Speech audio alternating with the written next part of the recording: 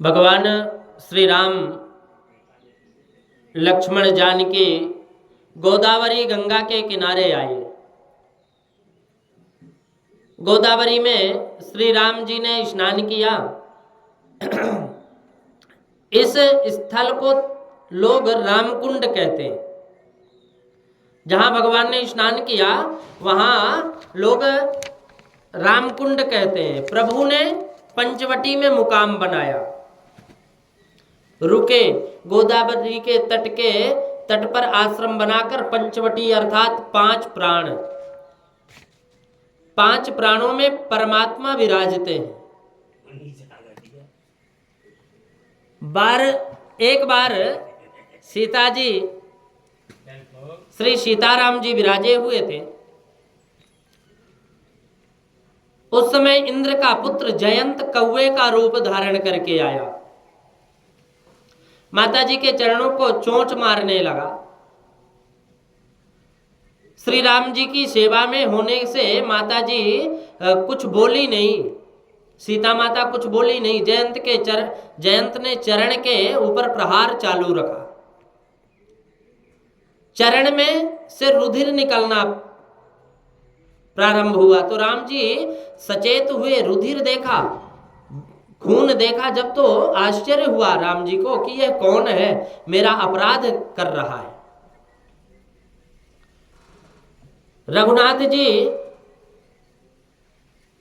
रघुनाथ जी ने उसे सजा देने के लिए अस्त्र छोड़ दिया। जयंत भागा और वह राक्षस के लिए अनेक देवताओं के पास रक्षा के लिए अपने अनेक देवताओं के पास गया, भागता रहा। अनेक जगह गया, उसने क्षमा मांगी और शोक से व्याकुल हो गया। किसी ने आश्रय नहीं दिया। भगवान राम जी जिस पर नाराज हो जाए, कुपित हो जाए, तो फिर कोई बचा नहीं सकता उसको। ब्रह्मधाम शिवपुर सब लोका, फिरा श्रमित व्याकुल भय शोका। काहू बैठन कहा न ओही, राखी को सकई राम कर द्रोही।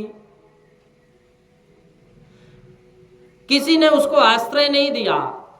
जो राम जी के साथ विरोध करता है उसे कौन घर में रख सकता है। उसके पिताजी ने भी रक्षा नहीं की। यह जहां जाता वहां उसके पीछे पीछे राम जी का छोड़ा हुआ ब्रह्मास्त्र जाता रहा। फिर जयंत घबराया। अंत में नारद जी के कहने से यह राम जी की शरण में गया, आकर चरणों में गिर पड़ा। परंतु वह भय से इतना व्याकुल हो गया था कि उसे होश रहा नहीं। इस कारण इसके पैर राम जी के तरफ और मस्तक सीता जी के तरफ रहा। जयंत ने अपराध तो श्री सीता जी का किया था, फिर भी श्री माता जी को इसके ऊपर दया आ गई। इससे उन्होंने मस्तक उठाकर राम जी के चरणों में रख दिया। जयंत की शरणागति माता जी ने सिद्ध की। तच्छिला योजयामासा पादयोस्तस्य जानकी। प्रभु को यह ठीक नहीं लगा, अपराध को सजा देनी थी। अपराधी को जो अपराध किया उसको सजा देना चाहिए, तो यह अच्छा नहीं लगा। तो रामचंद्र जी ने कहा कि यह क्षमा करने लायक नहीं है, इसका अपराध अक्षम्य है। श्री सीता जी ने कहा कि यह लायक नहीं है, परंतु आप तो लायक हो। श्री सीता माँ बहुत दयालु थी। प्रभु ने पीछे जयंत की एक आंख फोड़ दी। परमात्मा सजा तो देते हैं परंतु दया रख कर सजा करते हैं। जयंत की दोनों आंखें नहीं फोड़ी, एक ही फोड़ी।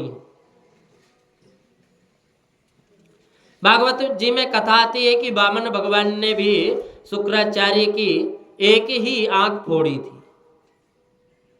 वामन भगवान ने राजा बलि से 3 पग पृथ्वी मांगी तो राजा बलि दान का संकल्प करने को तैयार हो गए।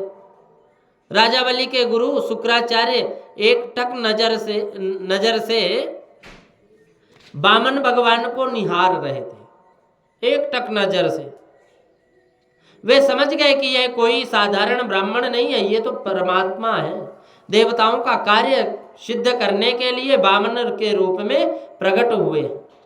तो उन्होंने राजा बलि को सावधान करके कहा, गृहस्थ को विवेक से दान देना चाहिए। ऐसा दान नहीं देना चाहिए जिससे दिए पीछे घर के लोग दुखी हो। इनको 3 पग दोगे तो तुमको खड़े रहने की भी जगह नहीं मिलेगी। परंतु राजा बलि नहीं माना।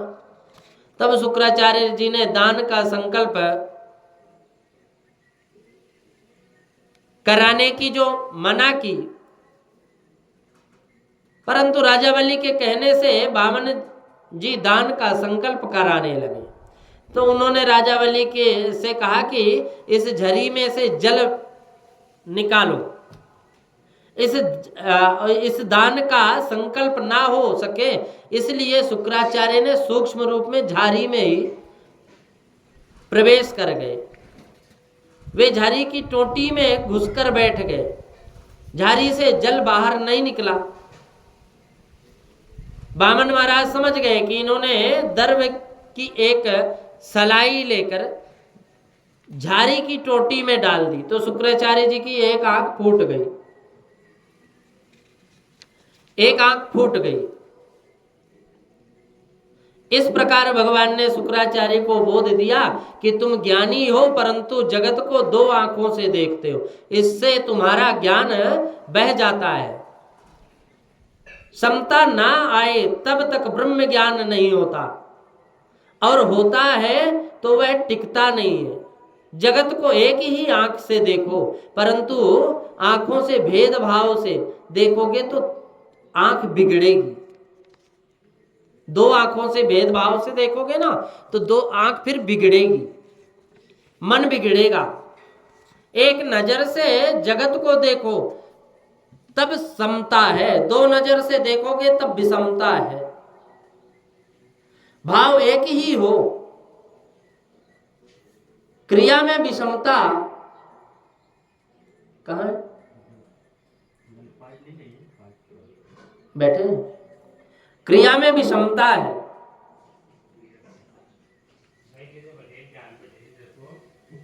एक नजर रखना चाहिए, और क्रिया में विषमता हो तो कदाचित भाव में विषमता नहीं होनी चाहिए। राम जी ने जयंत की एक आंख फोड़ दी, उसको अंधा नहीं किया। प्रभु ने ज्ञान दिया कि बेटा तू सबको एक ही आंख से देखने की आदत डाल ले। जो सबको जगत को एक आंख से देखता है उसका जीवन मंगलमय होता है। सबको एक आंख से देखो, सबको एक ही आंख से देखना, इसका तात्पर्य क्या है? एक आंख ही ईश्वर सब में है, एक ही ईश्वर सब में है, ऐसा देखना चाहिए। ऐसी दृष्टि रखकर सबको देखना चाहिए। अनेक में एक ही भगवान रहते हैं, ऐसे भाव से देखोगे, देखो उसको समान भाव कहते हैं। एक ही ईश्वर अनेक रूप में क्रीड़ा करते हैं, इस प्रकार उसे देखो, समता कहते हैं। सर्वभूतस्तमानात्मन, ये मेरा, ये दूसरे का है, ये मेरा है, ये दूसरे का है, ये भाव ऐसी दृष्टि से मत देखो। मामका पांडवश्चैव, किसी के साथ कपट मत करो, यह सब भगवान के अंश रूप है, ऐसा मानो। इस गांव के लोग तो बहुत अच्छे दिखते हैं, पीछे से कोई आता है तो स्थान ना होते हुए भी उसके लिए स्थान दे देते हैं। कितने ही तो हाथ ऊंचा करके बुला भी लेते हैं, यहाँ आओ यहाँ आओ, जगह छोड़ रखी है। कथा में जो दूसरे को स्थान दे देते हैं ना, उसको ऊपर जाने का स्थान अपने आप बहुत अच्छी जगह मिल जाती है। एक ही आंख से जगत को देखने का अभ्यास करो। ज्ञानी महापुरुष एक ही आंख से जगत को देखते हैं।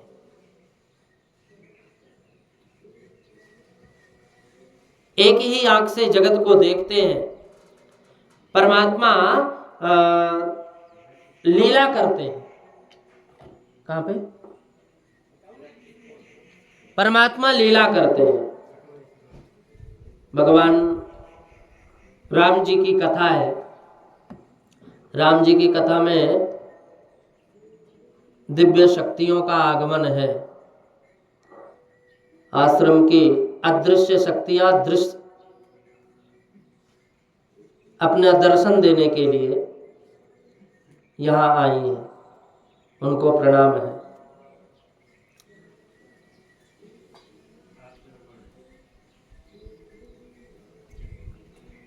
बाबा जी हैं, दर्शन देने के लिए आए हैं।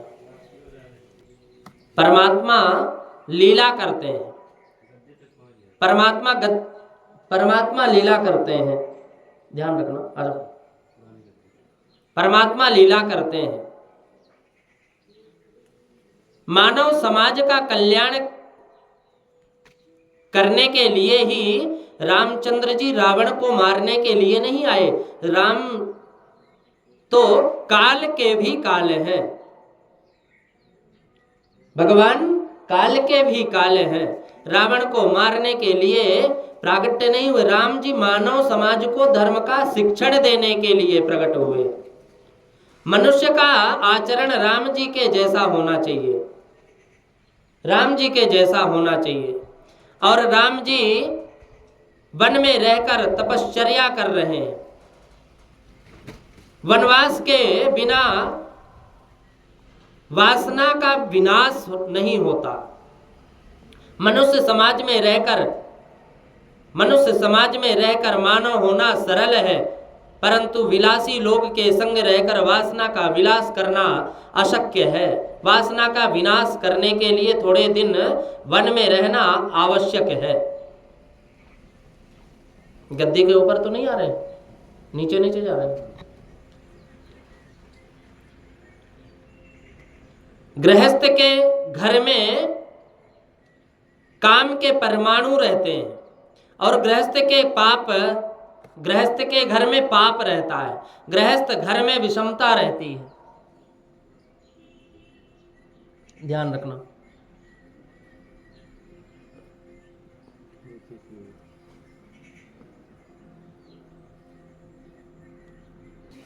वासना का विनाश वन में रहकर तप करने से होता है। 12 मास नहीं तो 12 मास नहीं तो 12 महीनों में कम से कम आधा महीना वन में रहने की आवश्यकता है। सरकार भी तो छुट्टी देती है, परंतु छुट्टी मिलने पर कितनों की आदत है कि वो अधिक बिगड़ जाते हैं। मार्कंडेय पुराण में रामायण की कथा है। महर्षि वेदव्यास जी की ऐसी पद्धति है कि प्रत्येक पुराण में कुछ निमित्त से ये श्री रामचरित्र का वर्णन करते हैं। कोई पुराण ऐसा नहीं है जिसमें व्यास जी ने राम कथा नहीं की। प्रत्येक पुराण में श्री राम कथा आती है। कहीं कुछ छोड़ा हेर फेर भी नहीं होता, थोड़ा भी हेर फेर नहीं होता। मार्कंडेय पुराण में व्यास जी ने वर्णन किया कि वन में फिरते थे राम जी। उस समय एक बार श्री राम लक्ष्मण जानकी जी एक क्षेत्र में प्रवेश कर रहे थे। छोटी सी पगडंडी थी। यह ऐसी भूमि थी कि इसमें आने के बाद लक्ष्मण जी के मन में थोड़ा सा कुभाव आया। लक्ष्मण जी के मन में विचार आया कि कैकेयी ने राम को वनवास दिया, मुझे नहीं, मुझे वन में भटकने की क्या आवश्यकता है?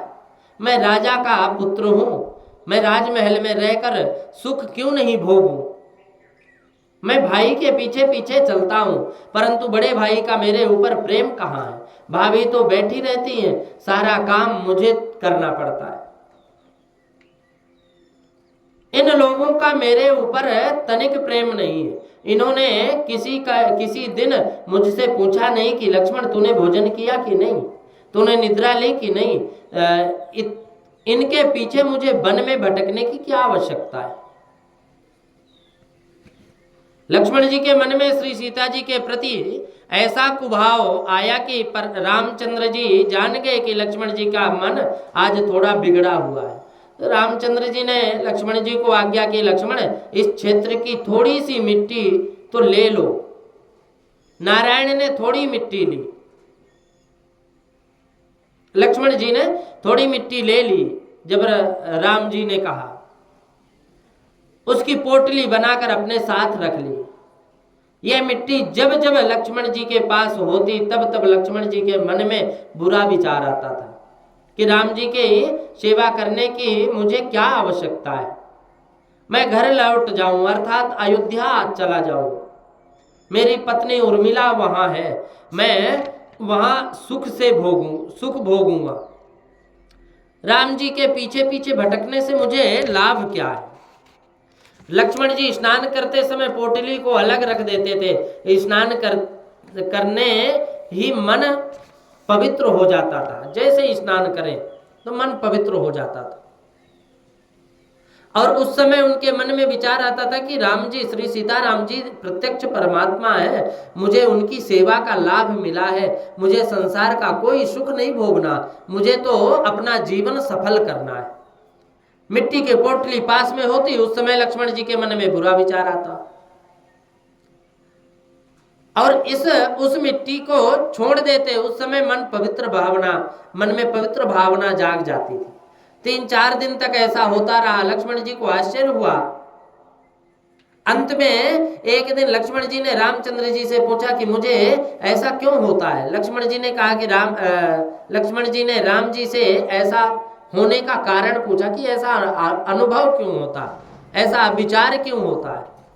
भगवान राम जी ने कहा कि लक्ष्मण, इसमें तुम्हारा दोष नहीं है, यह मिट्टी उसका कारण है। यह मिट्टी तुम फेंक दो। जिस भूमि में जो काम होता है उसके परमाणु उस भूमि में होते हैं, भूमि के वातावरण में रहते हैं। जिस क्षेत्र की मिट्टी है उस क्षेत्र में बहुत वर्ष पहले सुंद और उपसुंद नाम के 2 राक्षस रहते थे। भगवान रामचंद्र जी ने सुंद और उपसुंद की समस्त कथा सुनाई। दोनों सगे भाई थे, दोनों के बीच अतिशय प्रेम था। इन दोनों राक्षसों ने उग्र तपश्चर्या की। उनके तप से ब्रह्मा जी प्रकट हो गए, खूब प्रसन्न हुए ब्रह्मा जी। ब्रह्मा जी ने कहा कि वरदान मांग लो। तो दोनों भाइयों ने मांग की कि हमको कोई मार ना सके, ऐसा वरदान दो। ब्रह्मा जी ने कहा कि जिसका जन्म होता है उसका मरना तो पड़ता है, तुम मरने का कोई क्रम रखो।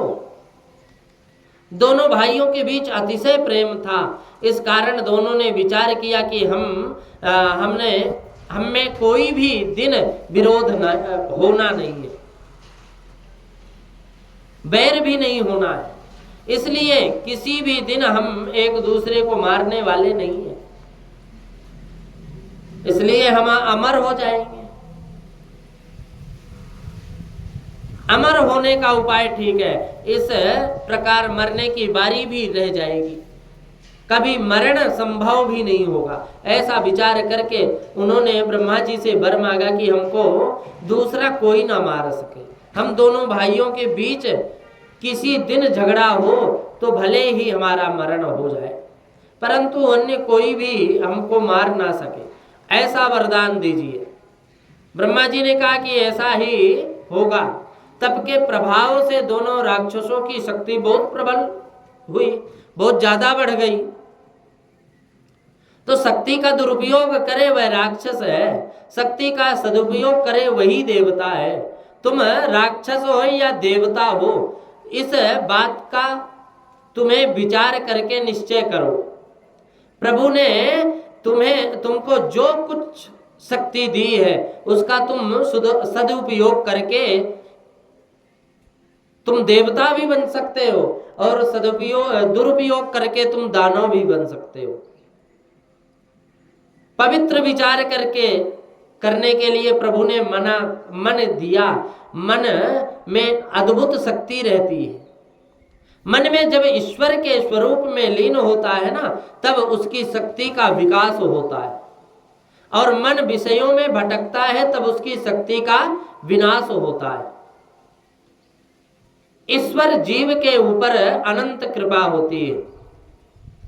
प्रभु ने जीव को शक्ति के अलावा और भी अधिक दिया है, परंतु जीव उसका उपयोग नहीं करता, करना आता ही नहीं। इन राक्षस भाइयों की सुंद और उपसुंद की शक्ति बहुत बढ़ गई।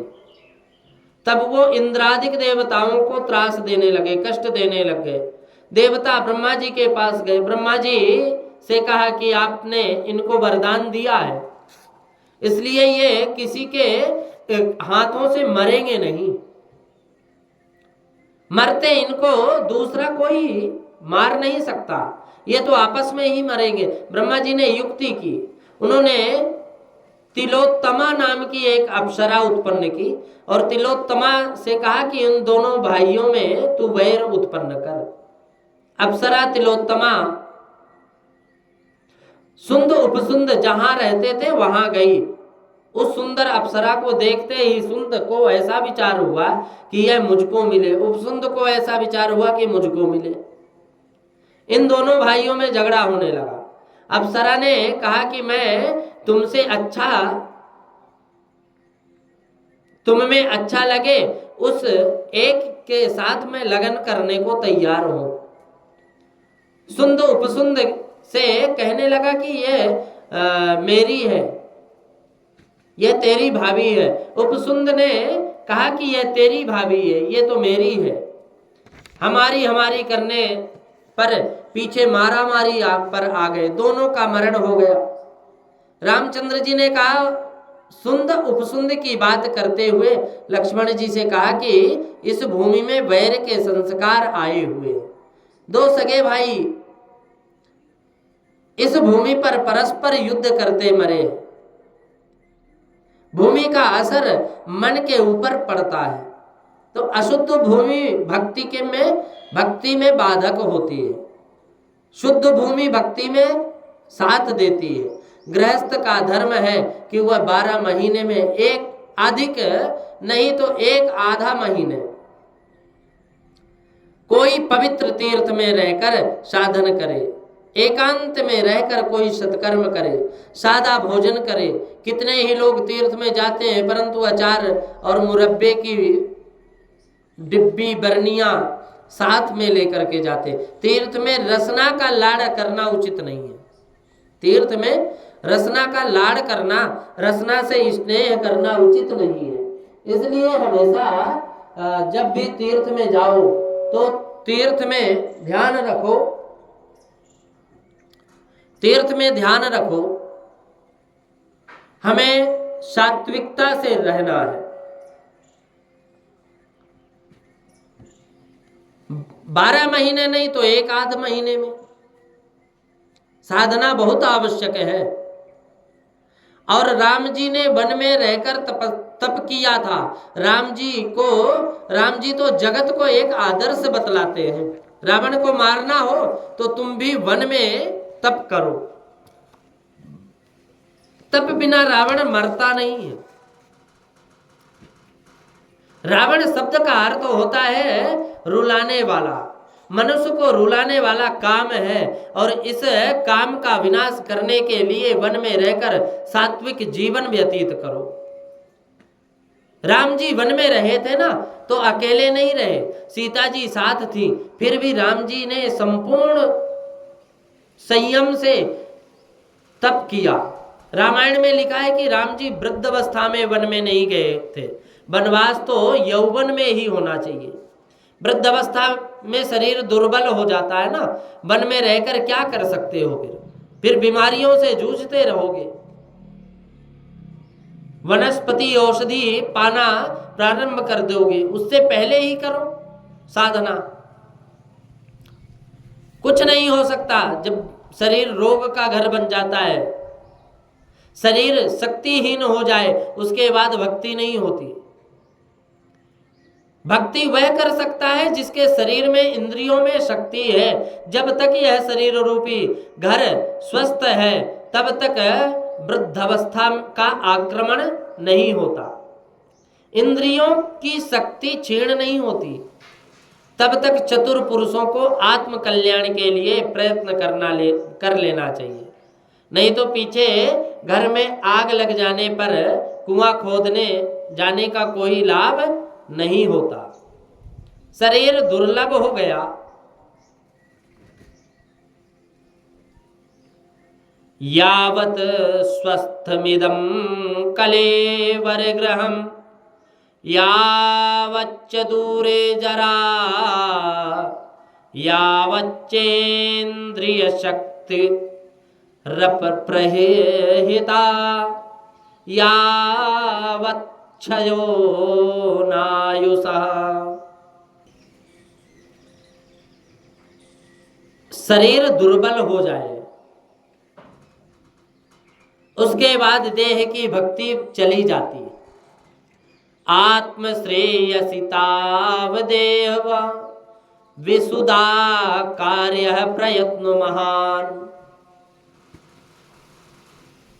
और घर में जब आग लग जाए, प्रोद्दीपे भवने च, जब भवन में आग लग जाए तो कूप खननम प्रयुध्यमम, फिर कुआं खोदने से कोई लाभ नहीं है। जब तक चतुर पुरुष को आत्म कल्याण के लिए प्रयत्न कर लेना चाहिए, नहीं तो पीछे घर में आग लग जाने के बाद कुआं खोदने का कोई लाभ नहीं है। यावत स्वस्थमिदं कलेवर गृहं यावच्च दूरे जरा। शरीर दुर्बल हो जाए, उसके बाद भक्ति नहीं हो पाती। परमात्मा भक्ति नहीं होती, परमात्मा को भक्ति नहीं होती। वृद्धावस्था में देह की सेवा होती है, देव की सेवा नहीं होती। फिर भगवान राम जी यौवन में वन रहे। पंडित जी, ओ पंडित जी, इधर आ जाओ, इधर आ जाओ, इधर बैठ जाओ एक जगह। पंडित जी,